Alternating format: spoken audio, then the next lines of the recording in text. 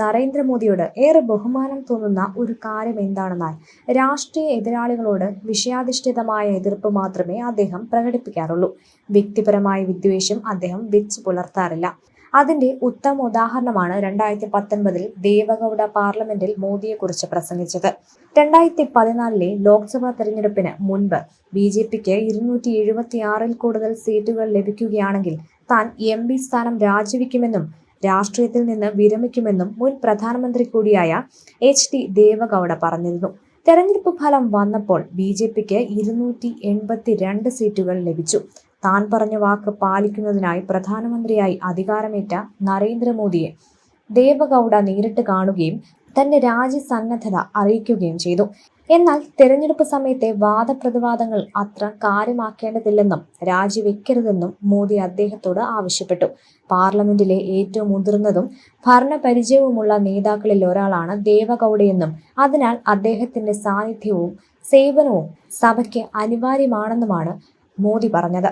2019 ഫെബ്രുവരി 13 16ാം ലോക്സഭയുടെ അവസാന സമ്മേളനത്തിൽ നടത്തിയ പ്രസംഗത്തിലാണ് ദേവഗൌഡ ഈ സംഭവം പാർലമെന്റിൽ വെളിപ്പെടുത്തിയത്.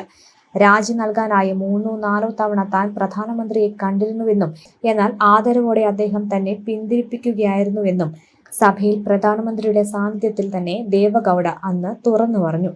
ഇതാണ് മോദിയോട് വെറുപ്പ് പ്രകടിപ്പിക്കുന്ന എതിർ രാഷ്ട്രീയക്കാരോട് പോലുമുള്ള സമീപനം. കാണിച്ച വീഡിയോയായും പറയുന്ന സംഭവം തമ്മിൽ യാതൊരു ബന്ധവുമില്ലല്ലോ എന്നാവും നിങ്ങൾ ചിന്തിക്കുന്നത്. വീഡിയോയിലുള്ളത് അജയ് റായ്, ഉത്തർപ്രദേശ് കോൺഗ്രസ് സംസ്ഥാന അധ്യക്ഷനാണ്. മോദിക്കെതിരെ വാരണാസിയിൽ തുടർച്ചയായി മത്സരിച്ച് തോൽക്കുന്ന വ്യക്തി കൂടിയാണ് അദ്ദേഹം. കുറച്ചുനാൾ മുൻപ് ഇദ്ദേഹം ആരോഗ്യ പ്രശ്നത്താൽ ആശുപത്രിയിൽ ICUവിൽ അടക്കം കിടന്നുകൊണ്ട് അഡ്മിറ്റായിരുന്നു. വിവരമറിഞ്ഞ ഉടൻ നരേന്ദ്രമോദി പറഞ്ഞത് ഇങ്ങനെ: ഉത്തർപ്രദേശ് കോൺഗ്രസ് അധ്യക്ഷൻ അജയ് റായ് ജി അസുഖബാധിതനാണെന്ന വാർത്തയറിഞ്ഞു. അദ്ദേഹം എത്രയും വേഗം സുഖം പ്രാപിക്കട്ടെ എന്ന് ഞാൻ ആശംസിക്കുന്നു. അസുഖം ഭേദമായി അജയ് റായ് വീണ്ടും രാഷ്ട്രീയ പ്രവർത്തനങ്ങളിലേക്ക് ഇറങ്ങി. ഈ വീഡിയോയിൽ കാണുന്നത് ഏറ്റവും പുതിയതായി അദ്ദേഹം ആശുപത്രിയിൽ കിടക്കുമ്പോൾ അസുഖം മാറട്ടെ എന്ന് ആശംസിച്ച മോദിയെ സ്മരിക്കുന്നത് തർജ്ജിമ ഏകദേശം ഇങ്ങനെയാണ്: അവരോട് പറഞ്ഞേക്ക് മോദിയെ കീറി ഒട്ടിച്ചവൻ. അദ്ദേഹം ഉപയോഗിച്ചിരിക്കുന്ന ഗാഡ് ഫാർ ദി എന്ന പ്രയോഗം അസഭ്യമായ പ്രാദേശികമായ ഹിന്ദി ശൈലിയാണ് എന്നാണ് അറിയാൻ കഴിഞ്ഞത്. ഇതാണ് കോൺഗ്രസ് രാഷ്ട്രീയം. മോദിയും മറ്റുള്ളവരും തമ്മിലുള്ള വ്യത്യാസമാണ് ഈ കാണുന്നത്. പറയാനുള്ളത്, ഇമാതിരി വർത്താനം പറയുന്ന പ്രതിപക്ഷ നേതാക്കളോട് മോദി യാതൊരു അനുകമ്പയും കാണിക്കരുത് എന്നാണ്.